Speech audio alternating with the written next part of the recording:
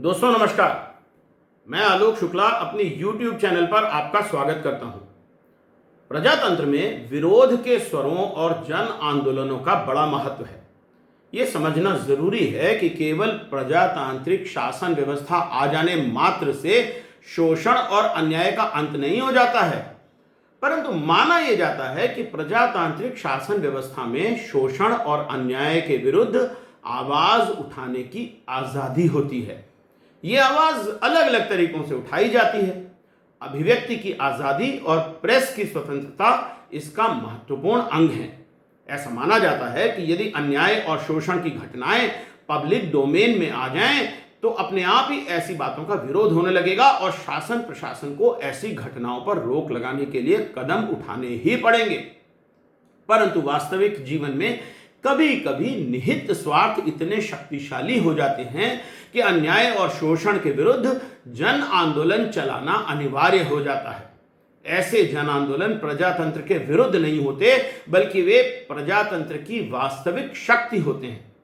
हालांकि कभी कभी निहित स्वार्थ ऐसे आंदोलनों को देश विरोधी करार देने में भी नहीं हिचकते हैं। स्वतंत्रता प्राप्ति के बाद भारत में ऐसे अनेक जन आंदोलन हुए हैं। इन आंदोलनों ने बड़े परिवर्तनों का रास्ता खोला है और लोगों को अन्याय तथा शोषण से मुक्ति दिलाने में बड़ी भूमिका अदा की है। तो आज से हम इन जन आंदोलनों पर वीडियो की एक नई श्रृंखला शुरू कर रहे हैं। मुझे आशा है कि आपको यह श्रृंखला अच्छी लगेगी। आज हम उत्तराखंड के चिपको आंदोलन के बारे में बात करेंगे, परंतु आगे बढ़ने के पहले मेरी चैनल को सब्सक्राइब कर लीजिए और बेल आइकॉन भी दबा दीजिए, जिससे हर नए वीडियो का नोटिफिकेशन आपको मिलता रहे। अगर वीडियो अच्छा लगे तो इसे लाइक और शेयर भी जरूर करिएगा। इस आंदोलन का नाम चिपको इसलिए दिया गया क्योंकि आंदोलनकारी पेड़ों को कटने से बचाने के लिए पेड़ों से चिपक कर खड़े हो जाते थे और कहते थे कि पेड़ काटने के पहले उन्हें मारना होगा। इस कारण से इस आंदोलन को पर्यावरण बचाने का बड़ा आंदोलन माना गया है। यह सच है कि चिपको आंदोलन ने पर्यावरण की रक्षा और जंगलों को बचाने की मुहिम को लेकर देश की आत्मा को झकझोर दिया था। इसी कारण देश के पर्यावरण कानूनों में भी बदलाव हुआ और बहुत से जंगलों में सरकार ने वृक्ष काटने पर पाबंदी भी लगाई। परंतु चिपको आंदोलन केवल पर्यावरण की रक्षा का आंदोलन नहीं था। यह आंदोलन जंगलों और पहाड़ों में रहने वाले लोगों के हक की लड़ाई का आंदोलन था। सरकार के छोटे बड़े अधिकारी और ठेकेदारों के निहित स्वार्थों से लोगों के बचाव का आंदोलन था। अन्याय और शोषण से मुक्ति का आंदोलन था। सन 1964 में करण सिंह और ज्योति कुमारी के आंदोलन से प्रभावित होकर गांधीवादी चंडी प्रसाद भट्ट जी ने तत्कालीन उत्तर प्रदेश के चमोली जनपद के गोपेश्वर में दशोली ग्राम स्वराज्य संघ की स्थापना की थी। दशोली ग्राम स्वराज्य संघ या DGSM ने गांवों में रोजगार देने के उद्देश्य से वनोपज पर आधारित ग्रामोद्योगों की स्थापना करना प्रारंभ किया। संघ को वनोपज मिलने में काफी कठिनाई होती थी। उन्हें ठेकेदारी प्रथा से उत्पन्न शोषण का सामना करना पड़ता था। चमोली में अंग्रेजों के जमाने से चली आई ठेकेदारी प्रथा प्रभावशील थी, जिसके अंतर्गत वनों के छोटे छोटे टुकड़ों की नीलामी ठेकेदारों को की जाती थी। इसके बाद वनों से वनोपज को निकालने और पेड़ों को काटने का अधिकार केवल ठेकेदार के पास ही होता था और गांव के लोग अपने आसपास के वनों से अपनी जरूरत की वनोपज लाने के लिए भी तरस जाते थे। ठेकेदार वृक्षों की कटाई के लिए प्रायः मैदानी इलाकों से मजदूरों को लाते थे, जिसके कारण पहाड़ों के स्थानीय लोगों का रोजगार भी छिनता ही जा रहा था। साथ ही पहाड़ों के सीमित संसाधनों में बढ़ती जनसंख्या के कारण कमी भी आ रही थी। इस सब के कारण स्थानीय लोगों में ठेकेदारों और सरकार के प्रति आक्रोश था। गढ़वाल क्षेत्र में बढ़ती हुई पेड़ कटाई के कारण पर्यावरण का संतुलन बिगड़ता जा रहा था। कहा जाता है कि 1970 में अलकनंदा नदी में इसी कारण बाढ़ आ गई थी। बद्रीनाथ के नजदीक हनुमान चट्टी से लेकर हरिद्वार तक नदी का प्रवाह लैंडस्लाइड के कारण प्रभावित हुआ था। समय के साथ बहुत बड़े पैमाने पर निर्माण कार्य के कारण भी लैंडस्लाइड और जमीन धंसने की घटनाओं में बढ़ोतरी होती जा रही थी। पर्यावरण को होने वाले नुकसान का सबसे अधिक प्रभाव महिलाओं पर पड़ रहा था, क्योंकि महिलाएं ही खाना पकाने के लिए जंगल से लकड़ी लेकर आती थीं और झरनों से पीने का पानी भी लाती थीं। वनों की कटाई के कारण झरने सूखने लगे और पीने का पानी लाने के लिए पैदल यात्रा की दूरी बढ़ती ही गई। इसी तरह सारी लकड़ी पर ठेकेदारों का कब्जा हो जाने के कारण जलाऊ लकड़ी भी कम होती गई। इन्हीं कारणों से इन सब बातों से प्रभावित महिलाओं ने चिपको आंदोलन का वास्तविक नेतृत्व किया। इसीलिए चिपको को इको फेमिनिस्ट आंदोलन भी कहा जाता है। चिपको आंदोलन का प्रारंभ एक बड़ी रोचक घटना से माना जाता है। सन 1973 तक गोपेश्वर के आसपास के लोगों ने ठेकेदारों के द्वारा पेड़ कटाई का विरोध करना शुरू कर दिया था। इस विरोध का संचालन दशोली ग्राम स्वराज्य संघ कर रहा था। जब लोगों के विरोध का कोई असर नहीं हुआ तो संघ ने सीधी कार्यवाही का निर्णय लिया, जिसे शौर्य का नाम दिया गया। संघ ने सरकार से बांझ या ऐश के 10 पेड़ों की मांग की, जिससे वो अपने वर्कशॉप में काम कर सके। वे इस वर्कशॉप में मुख्य रूप से गांवों के लोगों के लिए हल आदि बनाना चाहते थे, परंतु सरकार ने उनकी मांग अस्वीकार कर दी। दूसरी ओर सरकार ने इलाहाबाद की किसी स्पोर्ट्स कंपनी को 300 पेड़ काटने का ठेका दे दिया। इन पेड़ों का उपयोग कंपनी टेनिस के रैकेट बनाने के लिए करने वाली थी। 24 अप्रैल 1973 को जब ठेकेदार के मजदूर पेड़ काटने के लिए आए तो मंडल गांव में दशोली ग्राम स्वराज्य संघ के कार्यकर्ताओं ने ढोल बजाकर उनका विरोध किया और मजदूरों को वापस कर दिया। इसी प्रकार की घटनाएं फाटा ग्राम और कुछ अन्य गांवों में भी हुई। गांव के लोग पेड़ों से लिपट कर खड़े हो जाते थे, जिससे पेड़ों को काटा न जा सके। कुछ महीने बाद सरकार ने अलकनंदा नदी के सामने रेडी गांव के पास लगभग 2500 पेड़ों की नीलामी की घोषणा की। लोगों ने इसका विरोध किया और अनेक रैलियां पेड़ कटाई के विरोध में आयोजित की गईं। 25 मार्च 1974 को सरकार ने चालाकी से गांव के लोगों को मुआवजे पर बात करने के बहाने गांव से दूर एक स्थान पर बुला लिया। जब गांव के सारे पुरुष सरकार से चर्चा करने के लिए चले गए, तब अचानक ही पेड़ काटने के लिए बड़ी संख्या में मजदूर ट्रकों से रेडी आ पहुंचे। गौरा देवी रेणी के महिला मंगल दल की अध्यक्ष थी। एक बालिका ने उन्हें पेड़ काटने के लिए मजदूरों के आने की सूचना दी। 27 महिलाओं को लेकर गौरा देवी उस स्थान पर जा पहुंची और उन्होंने पेड़ों से चिपककर मजदूरों को पेड़ काटने से रोक दिया। ठेकेदार और मजदूर महिलाओं को गालियां देते रहे, पर महिलाएं पूरी रात अपनी जिद पर अड़ी रहीं और उन्होंने पेड़ों को काटने नहीं दिया। धीरे धीरे आंदोलन पास के गांवों लाटा, हेनवाल घाटी आदि में भी फैल गया। बड़ी संख्या में लोग इसमें शामिल होते गए। 4 दिनों के बाद ठेकेदार और मजदूरों को वापस जाना पड़ा। उत्तर प्रदेश के मुख्यमंत्री हेमवती नंदन बहुगुणा ने इसकी जांच के लिए एक समिति बना दी। समिति ने गांवों के लोगों के पक्ष में अनुशंसा की। बस इसी घटना से न केवल गढ़वाल के वनों को बचाने के आंदोलन में एक बड़ी सफलता मिली, बल्कि पूरे विश्व में यह घटना पर्यावरण के बचाव की दिशा में एक बड़ी सफलता के रूप में देखी जाने लगी। इस घटना के बारे में YouTube के चैनल अहिंसा कन्वर्सेशंस पर Creative Commons attribution licence reuse allowed में उपलब्ध राधा भट्ट जी के साथ इस बातचीत को आप भी देखिए। तो गौरा देवी रैणी गांव है चमोली जिले में, वहाँ की रहने वाली। वहाँ के लोगों ने चाहा था कि उनको रिजर्व फॉरेस्ट में से कुछ अच्छे मजबूत वाले ओक के पेड़ मिले। ओक माने बांज कहते हैं हमारे यहाँ, बांज के पेड़ मिले, ताकि 2-3 चाहते थे, ज़्यादा नहीं, जिससे कि सारा गांव अपने अपने हल बना सके। उनके हल पुराने हो गए थे, टूट रहे थे, तो उन्होंने कहा सबके लिए हो जाएगा, चलो ये हम मांगते हैं। पर उनको नहीं मिला, फॉरेस्ट विभाग ने नहीं दिया। फिर उसके बाद उसी मुद्दे पर लोग बात करने लगे आपस में, देखो हमारा हल जरूरी चीज खाने के लिए, जीवित रहने के लिए, और हमको तो मिला नहीं। और इतने में ही वहाँ इलाहाबाद की एक स्पोर्ट्स के इक्विपमेंट बनाने वाली एक कंपनी ने ऐश ट्रीज जो होते हैं ना, ऐश के पेड़ की मांग की, शायद 20-25 पेड़, और वो इनके गांव के ठीक ऊपर थे। तो वो डीएम ने वन विभाग को कहा कि नहीं, दे दो इनको, और वो दे दिया। तब ये और नाराज हो गए गांव वाले। उन्होंने कहा देखो ये तो मिल जाता इनको, और हमको तीन पेड़ नहीं मिला हल के लिए। तो वो फिर कहा कि हम इनको ये पेड़ भी नहीं काटने देंगे। लेकिन देखिए, हम कहते हैं कि सरकार हमारी है, हम कहते हैं प्रतिनिधि हमारे हैं, हमारे प्रतिनिधि हमारा फैसला हमारे लिए करेंगे, हमारे हित में करेंगे, लेकिन होता कुछ और है। तो डीएम ने जिस दिन वो पेड़ काटने जाने वाले थे, कंपनी के लोग, उनके मजदूर लोग, उस दिन सारे गांव वालों को कहा कि यहाँ आ जाओ हमारे ऑफिस में, हम बात करेंगे, आपके हल की बात भी करेंगे, सब करेंगे, और सारे गांव वाले आ जाएं। तो सारे गांव वाले अपना रोटी दिन भर की लेकर के कंधे में एक कपड़े में बांध के चल दिए वहाँ। और तब से उससे पहले तो मजदूर जंगल में पहुंच रहे हैं। तो गौरा देवी ने देखा, अरे वो कौन जा रहे हैं, और उन्होंने कहा ये अच्छा, वो तो आ रहे कुल्हाड़े लेके जाने वाले, वो पेड़ काटने वाले आ गए।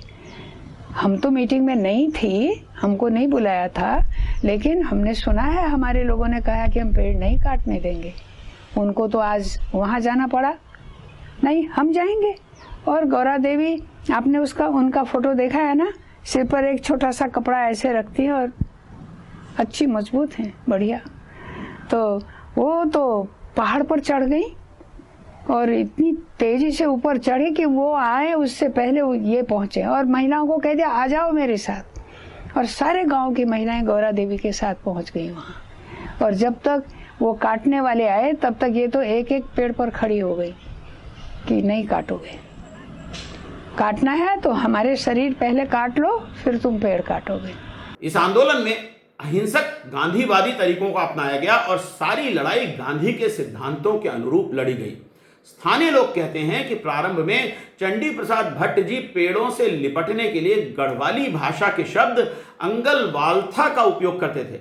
बाद में इसे हिंदी के चिपकों में बदल दिया गया। इस आंदोलन को सुंदरलाल बहुगुणा जैसे गांधीवादी नेताओं का नेतृत्व मिला। गांधीवादी मूल्यों को मानने वाले अनेक लोग इसमें शामिल होते गए। उनमें से एक घनश्याम रतूड़ी थे, जो सैलानी के नाम से कविता करते थे।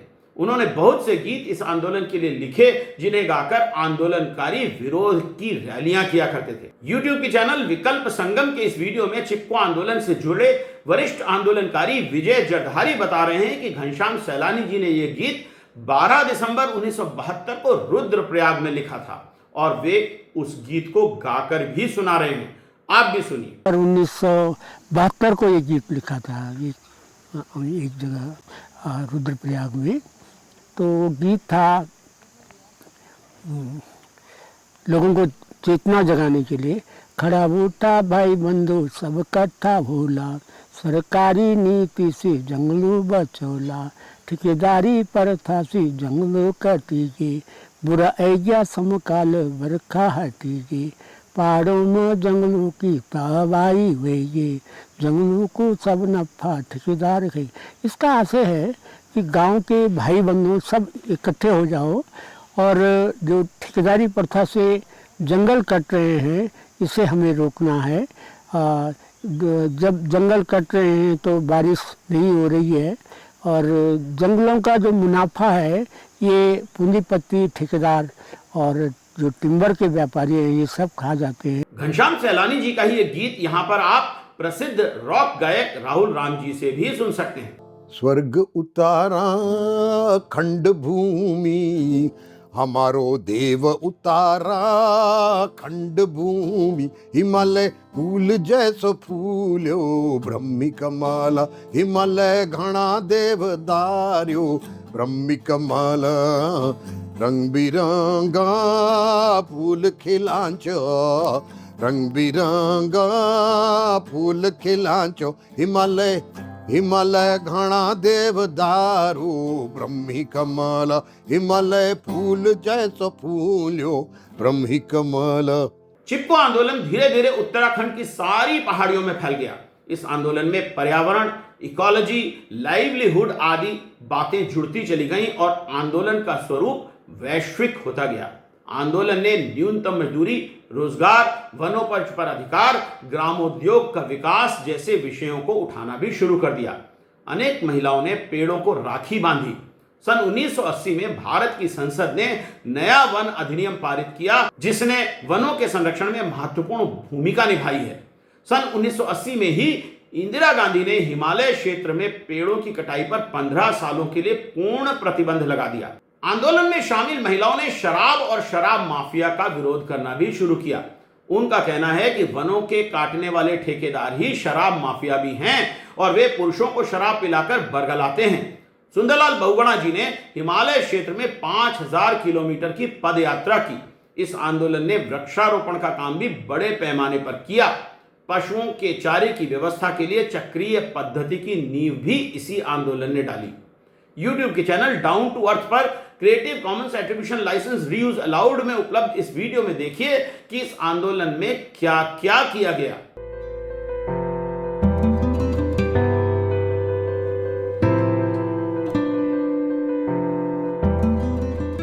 पेड़ बचाने के साथ साथ यहाँ पर मुख्य रूप से चिपको का जो दूसरा दर्शन था वो नंगे वृक्षविहीन इलाकों को हरा भरा बनाने का, और उसमें जो पीपुल्स पावर और पीपुल्स मूवमेंट के रूप में माने लोक शक्ति और के आधार पर ये कार्यक्रम कैसे बढ़ाया जाए।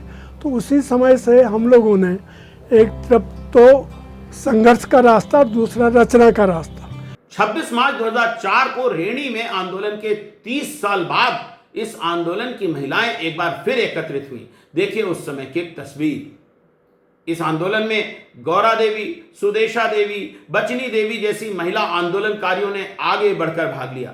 चंडी प्रसाद भट्ट, सुंदरलाल बहुगुणा, गोविंद सिंह रावत, धूम सिंह नेगी, शमशेर सिंह बिष्ट और घनश्याम सैलानी जी जैसे नाम भी इस आंदोलन के साथ लगातार शामिल हैं। इस आंदोलन को 1987 में राइट लाइवलीहुड अवार्ड दिया गया। चंडी प्रसाद भट्ट जी को 1982 में एशिया का नोबेल प्राइज कहा जाने वाला रैमन मैग्सेसे पुरस्कार भी मिला। सुंदरलाल बहुगुणा जी को वर्ष 2009 में पद्म विभूषण से सम्मानित किया गया। चिपको आंदोलन के आंदोलनकारियों से सीख लेकर टेहरी बांध का भी आंदोलन किया गया। देहरादून में वहां के फ्लोरा और फौना को बचाने के लिए आंदोलन किया गया। मसूरी की पहाड़ियों में लाइमस्टोन की खदानों पर रोक लगाई गई।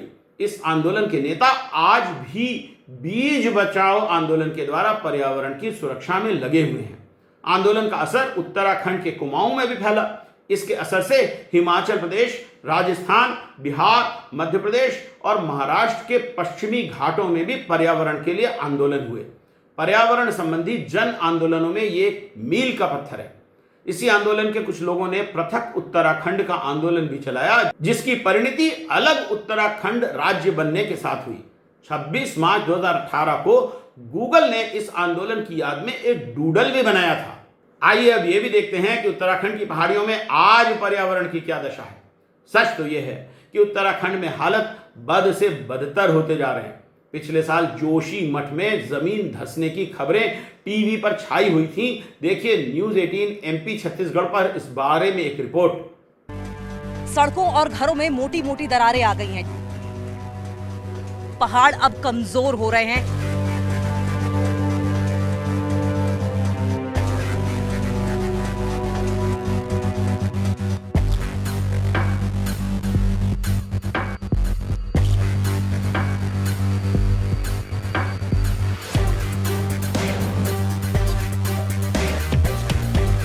पहाड़ दरक रहे हैं। सड़कों और घरों में मोटी मोटी दरारें आ गई हैं, जिसका साफ मतलब है कि पहाड़ अब कमजोर हो रहे हैं। ये पूरा इकोसिस्टम कमजोर हो रहा है।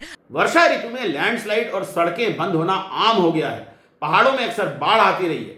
देखिए जी न्यूज पर इस बारे में एक रिपोर्ट। तो पहाड़ों पर लगातार बारिश की वजह से मुसीबत बढ़ती जा रही है। उत्तराखंड के उत्तरकाशी में लैंडस्लाइड की वजह से 8 से 9 मजदूर लापता हैं।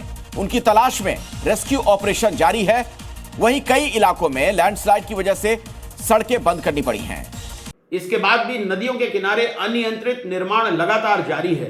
पर्यटन के नाम पर अवैध विकास तेजी से चल रहा है। चार धाम यात्रा के मार्ग पर अक्सर मीलों लंबा जाम लगा रहता है। दूसरी ओर उत्तराखंड के युवा आज भी रोजगार की तलाश में पलायन के लिए बाध्य हैं। लकड़ी और पानी की कमी लगातार हो रही है। ऐसे में लगता है कि उत्तराखंड को और भारत को भी एक नए जन आंदोलन की आवश्यकता है। तो आज के लिए इतना ही। जल्दी फिर मिलेंगे किसी अन्य जन आंदोलन के बारे में वीडियो के साथ। तब तक के लिए नमस्कार।